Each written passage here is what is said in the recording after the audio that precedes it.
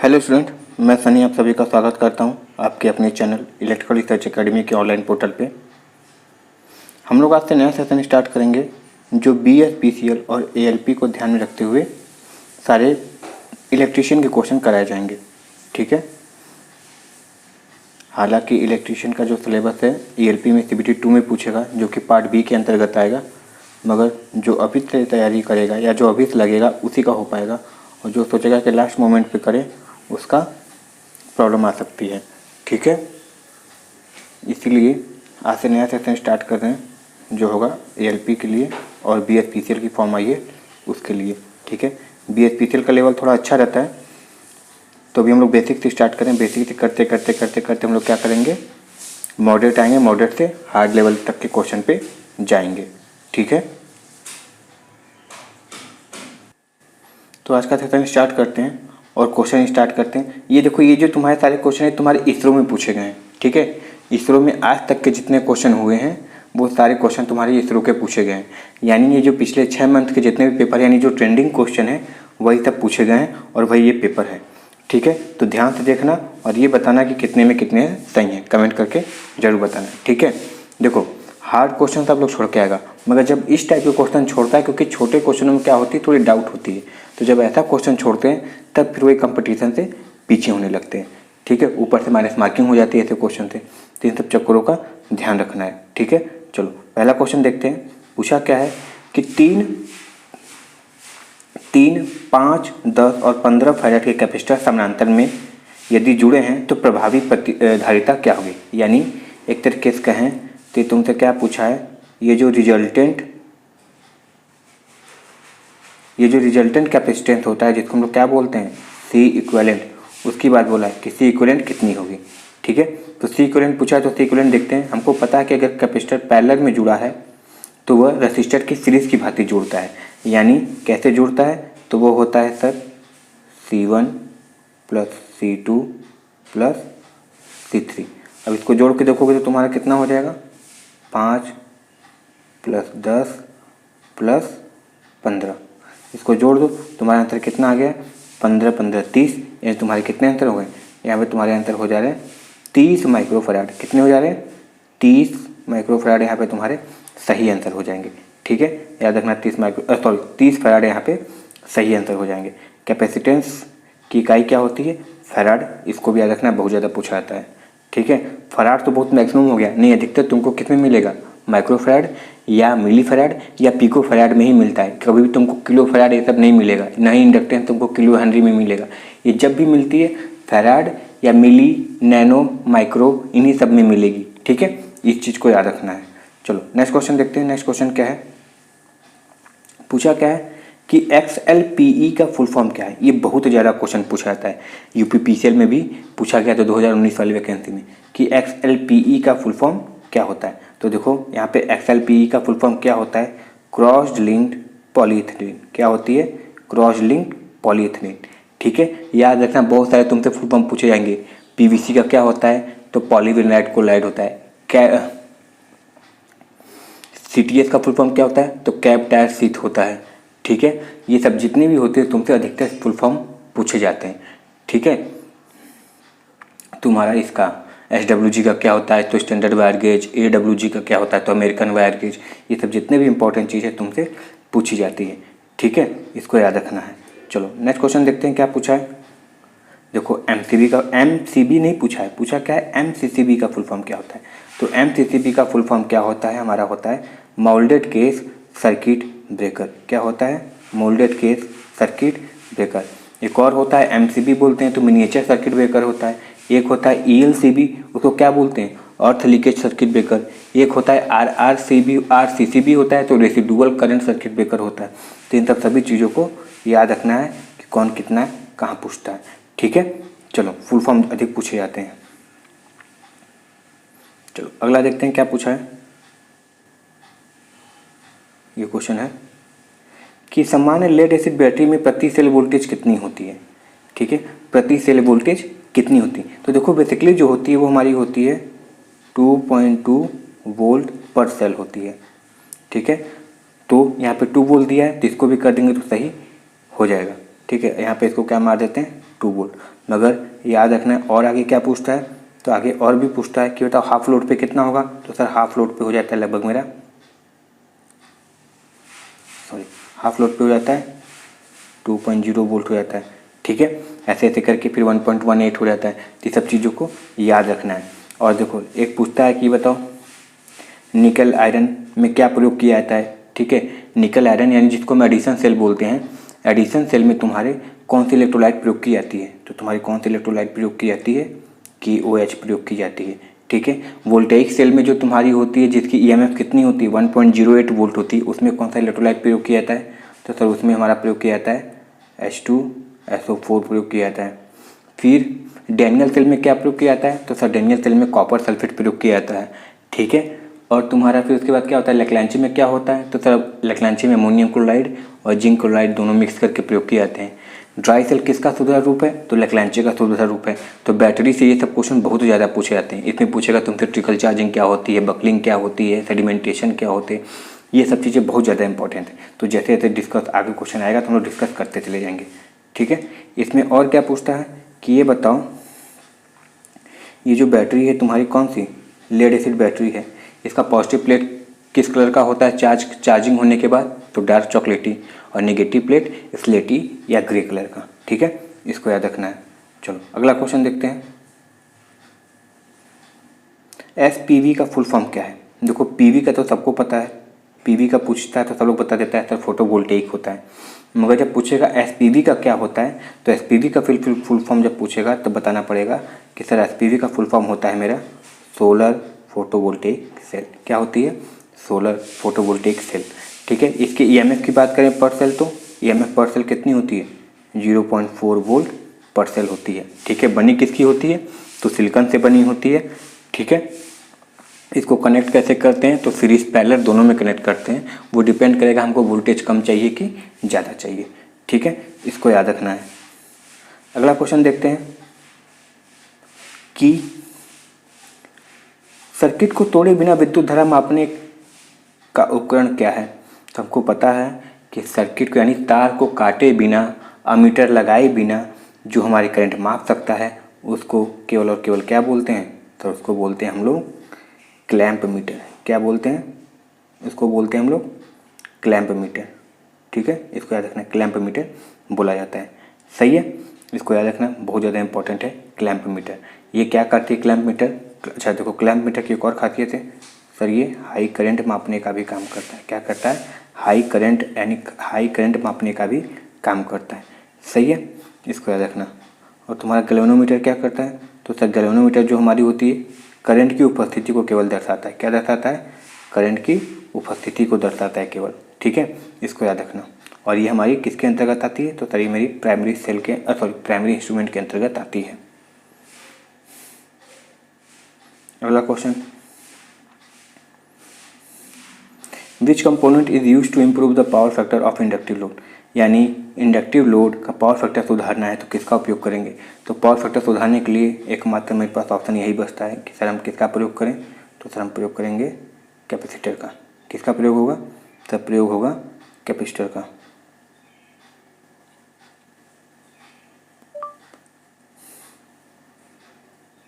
यही ऑप्शन है हम लोग के पास कि किसका प्रयोग करें, कैपेसिटर का प्रयोग करें।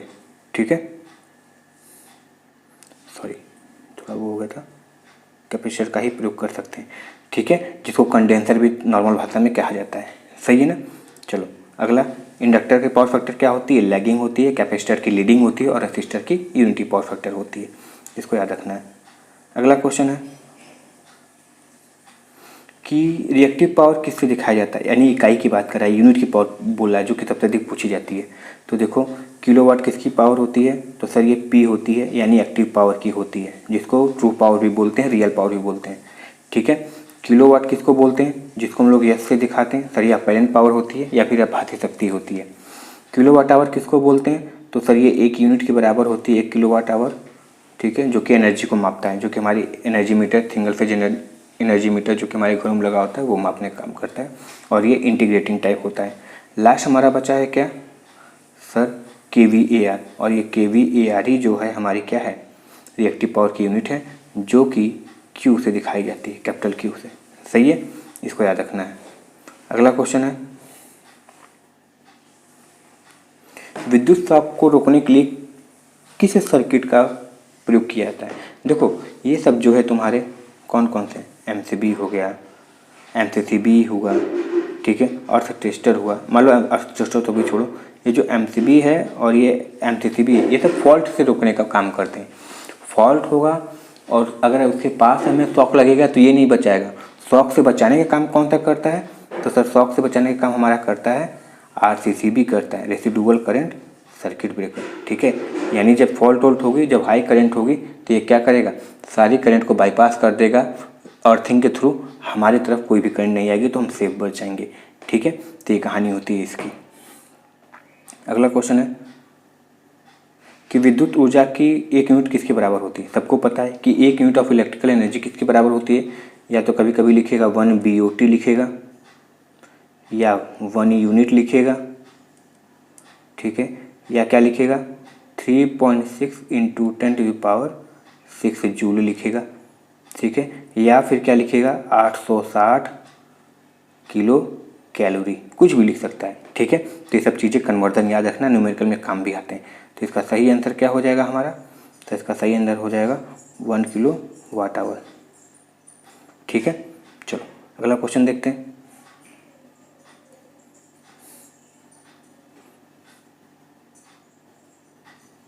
कलर कोड पूछ लिया है, तो कलर कोड क्या होगा। अच्छा हमको पता है कलर कोड निकालने के लिए सबसे सिंपल तरीका क्या होता है, BB Roy of great Britain. तो पहला 5 है तो 0 1, कलर चेंज कर लेते हैं, 1 2 3 4 5, यानी पहला तो ग्रीन हो जाएगा।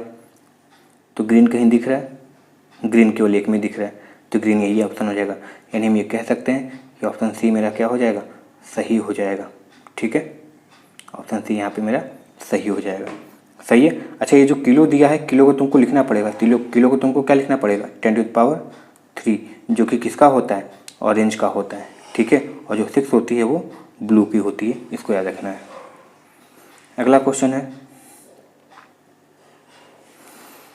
कि सिलिकॉन डाइऑक्साइड की अग्र दिशा का वोल्टेज ड्रॉप लगभग कितना होता है। अच्छा वोल्टेज ड्रॉप एक तरीके से कहें तो हमसे क्या पूछ रहा है, हमसे पूछ रहा है बैरियर पोटेंशियल कितना होता है, बैरियर वोल्टेज कितना होता है, जो कि ये उतना अवरोध डालता है। जैसे फॉरवर्ड बायस में है तो ये 0.7 वोल्ट पहले खुद खाएगा। जैसे तुम 1.5 वोल्ट की बैटरी लगाए हो ना, तो अगर तुम 0.3 वोल्ट की या 0.6 वोल्ट की बैटरी लगाए हो तो ये काम नहीं करेगा, ठीक है, एक तरीके से ओपन सर्किट काम करेगा। जब तुम 0.7 वोल्ट से अधिक वोल्टेज लगाओगे तो 0.7 वोल्ट अपने खा जाएगा, फिर जितना तुम अधिक उससे होगा वो क्या करेगा, आगे बाईपास करेगा, ठीक है। तो ये होती कितनी है, तो सर ये होती है 0.7 वोल्ट। और जर्मेनियम की बात करें तो जर्मेनियम की होती है 0.3, ठीक है, इसको याद रखना है। अगला क्वेश्चन देखते हैं।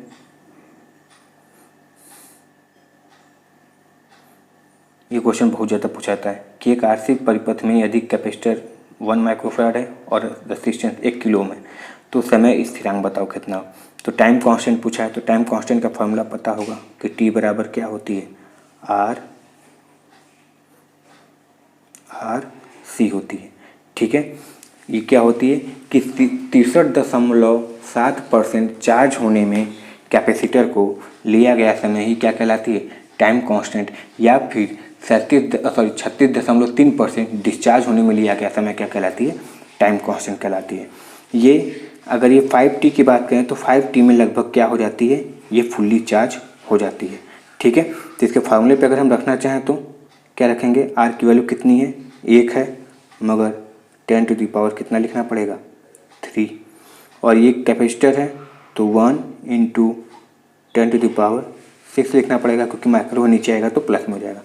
इसको उड़ा देंगे तो यहाँ पे पावर कितनी बचेगी, 3 बचेगी, ठीक है, कितनी बचेगी, तो सर यहाँ पे काटने के बाद यहाँ पे पावर 3 बचेगी। अभी ऊपर जाएगा तो मिली में हो जाएगा, यानी हम कह सकते हैं कि कितनी होगी, सर ये हमारी होगी 1 मिली सेकेंड। कितनी होगी, 1 मिली सेकेंड आंसर आ जाएगा, ठीक है।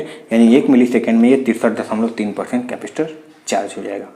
चलो अगला क्वेश्चन देखते हैं कि the circuit element which resist change in current through the action of pin.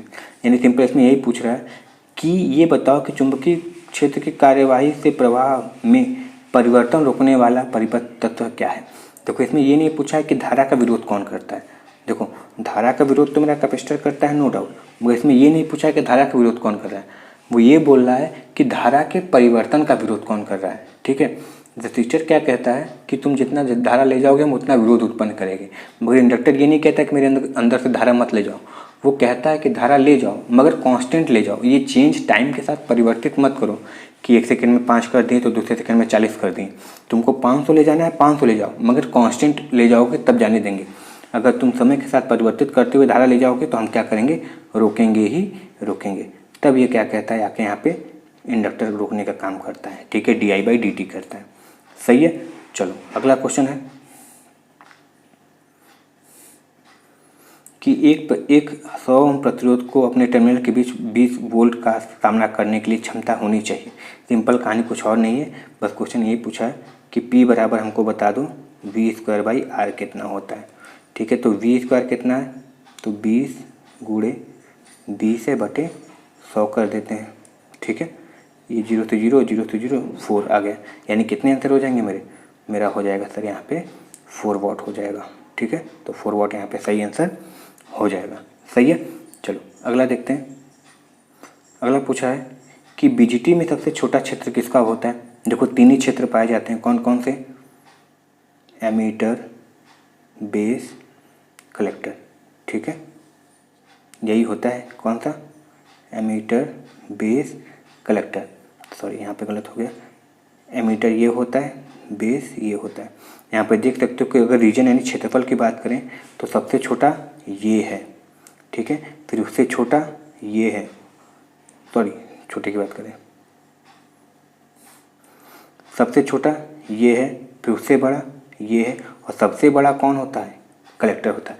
यानी कलेक्टर रीजन का जो क्षेत्रफल होता है वो सबसे ज़्यादा होता है और सबसे कम किसका होता है, बेस का होता है। क्यों, क्योंकि कलेक्टर क्या होता है ना, इलेक्ट्रॉन को एक्सेप्ट करता है, और जब एक्सेप्ट करता है तो उसमें हीट बहुत ज़्यादा होती है, तो हीट को निकालने के लिए ही हम उसके क्षेत्रफल को बड़ा रखते हैं। ठीक है, इस चीज़ को याद रखना। तो हमारा जो सही आंसर हो जाएगा वो हमारा क्या हो जाएगा सर, हमारा हो जाएगा बेस। ठीक है, सॉरी क्या हो जाएगा, बेस हो जाएगा। ठीक है ना, याद रखना बेस सबसे छोटा होता है। और डोपिंग की बात करें तो डोपिंग में जो सबसे अधिक होती है डोपिंग, पहले नंबर पे ये आता है, दूसरे नंबर पे ये आता है, फिर डोपिंग के मामले में तीसरे नंबर पे ये आता है। ठीक है, लगभग 5% ही डोपिंग होती है। ठीक है, 95% इसकी डोपिंग हो गई और 100% इसकी डोपिंग होती है। सही है, इन सब चीज़ों को याद रखना है। जो बात बोल रहे हैं उसको याद रखना बहुत ज़्यादा इंपॉर्टेंट है, क्योंकि ये बातें याद रहेगा कि अच्छा ऐसे बता रहा था। सही है। और बाबू सेशन पसंद आए तो इसको लाइक और शेयर जरूर कर देना, और चैनल पे पहली बार आओगे तो सब्सक्राइब जरूर कर लेना। ठीक है, सब्सक्राइब जरूर कर लेना चैनल को, डेली वीडियो आती हैं। और BSPCL के लिए अगर तुमको कंप्यूटर पढ़ना है ना तो ज़्यादा नहीं, इस चैनल पे तुम्हारे 500 क्वेश्चन की सीरीज़ रखी हुई है। ठीक है, काफ़ी सीरीज़ करके है कंप्यूटर की, वो उतना देख जाओ, 15 में से कम 10 से 12 नंबर आराम से उसमें कवर हो जाएंगे। ठीक है, बस वो कंप्यूटर सीरीज़ देखना है, 500 से 600 क्वेश्चन है उसमें टोटल। ठीक है, बस उसी को देखना है, और तुम देखोगे कि वो जो 500 से 600 क्वेश्चन है तुम्हारे हर एग्जाम में घुमा फिरा के वही पूछे गए। ठीक है, तो एक बार विजिट करके ज़रूर देख लेना। चलो अगला क्वेश्चन है, ये तो मैथ का क्वेश्चन लग रहा है मगर बता देते हैं इसमें क्या करना है। इसमें कुछ नहीं करना है, बस तुमको A² - B² का फार्मूला लगाना है, यानी A + B एक ब्रैकेट में और A - B एक ब्रैकेट में। 55 40 करोगे तो 100 हो जाएगा, और घटा दोगे तो कितना हो जाएगा, 10 हो जाएगा। 100 गुणे 10 करोगे तो तुम्हारा कितना आंसर आ जाएगा, तो तुम्हारा आंसर आ जाएगा 1000। ठीक है, ये सिंपल था, हालांकि इससे कोई मतलब नहीं है। चलो अगला क्वेश्चन है, पूछा क्या है कि किसी डीसी मशीन में दक्षता अधिकतम होती है जब क्या करता है। तो पता है कि किसी भी मशीन की दक्षता अधिकतम होती है जब उसके, इसी मशीन की बात नहीं करें, कोई भी मशीन हो, ठीक है, जब उसकी नियत हानि मतलब किसकी बात कर रहा है, तो नियत हानि मतलब सर बात कर रहा है ये आयरन लॉस की बात कर रहा है, कोर लॉस की बात कर रहा है। ठीक है, फिक्स्ड लॉस की बात कर रहा है, और वेरिएबल लॉस मतलब कॉपर लॉस की बात कर रहा है, I² की बात कर रहा है। ठीक है, तो ये जब दोनों आपस में बराबर होते हैं तभी हमारी क्या होती है, एफिशिएंसी अधिकतम होती है, मैक्सिमम एफिशिएंसी होती है। सही है, तो ऑप्शन नंबर बी सही हो जाएगा। चलो अगला क्वेश्चन, और ये तुम्हारी इसरो का क्वेश्चन है। ठीक है, उठा कर देखना, इसरो के क्वेश्चन में पूछा गया है ये। चलो ये बताओ कि एलसी सीरीज रेजोनेंस सर्किट में रेजोनेंस फ्रिक्वेंसी क्या होती है। कोई दिक्कत नहीं, अगर रेजोनेंस कंडीशन है तो रेजोनेंस कंडीशन मतलब उस समय पावर फैक्टर क्या होती है हमारी रेजोनेंस कंडीशन में, इकाई होती है, पावर फैक्टर इकाई होती है। उस समय एक्सएल का मान एक्ससी के बराबर होता है, ये भी सही है, ठीक है। उस समय हमारी जो फ्रिक्वेंसी होती है वो कैसे निकालते हैं, एफ आर बराबर, कलर चेंज करते हैं, तो एफ आर बराबर निकलता है 1/2 पाई ब्रैकेट में एल सी, ठीक है। इसमें न्यूमेरिकल बहुत ज़्यादा पूछा जाता है, तो यहाँ पे सही आंसर मेरा क्या हो जाएगा, तो सर सही आंसर हो जाएगा inductive reactance, sorry inductive reactance जो है हमारे कैपेसिटिव रिएक्टेंस के, यानी एक्सएल बराबर एक्ससी हो जाएंगे। चलो लास्ट क्वेश्चन है कि किसी केबल के इंसुलेशन की रिलेटिव परमिटिविटी 4 है, अगर इंसुलेशन की रिलेटिविटी परमिटिविटी बढ़ाकर 2 कर दिया जाए तो उसमें होने वाले जो कैपेसिटेंस पे प्रभाव पड़ेगा वो भी क्या हो जाएगा, तो वो भी हमारी कितनी बढ़ जाएगी, 2 गुना हो जाएंगी, क्योंकि सर सी जो होती है वो directly proportional to epsilon naught A upon D होती है ना, तो एप्सिलॉन नॉट के प्रोपोर्शनल है, ठीक है। इसमें न्यूमेरिकल आता है epsilon naught A upon D, और एप्सिलॉन नॉट की वैल्यू कितनी होती है, तो सर ये होती है 8.85 इंटू 10⁻⁻12 क्या फैरेड पर मीटर। इसको याद रखना है, बहुत ज़्यादा पूछा जाता है, सही है। तो इसका सही आंसर क्या हो जाएगा मेरा, 2 गुना हो जाएगा, ठीक है। तो याद रखना बाबू, बहुत ज़्यादा इंपॉर्टेंट सीरीज़ है, ये चलेगी, और तुम लगाओगे तो लिटरली तुमको लगेगा कि अब बेसिक है, मगर क्या है, यही सब क्वेश्चन तो पूछे जाते हैं, ठीक है, और पूछे भी गए हैं। ये तुम्हारे इसरो के पेपर है, ठीक है, तुमको दिखा देते हैं, नहीं विश्वास है तो ये देखो, इसरो के पेपर दिख रहा है ना, department of space Indian space research organisation, तो उसी का पेपर है, ठीक है। तो अब वो सेशन पसंद आए तो लाइक शेयर और सब्सक्राइब जरूर कर देना, और चैनल पे पहली बार आए हो तो प्लीज़ सब्सक्राइब जरूर कर लेना, ठीक है। मिलते हैं नेक्स्ट वीडियो में, thank you very much and all the very best.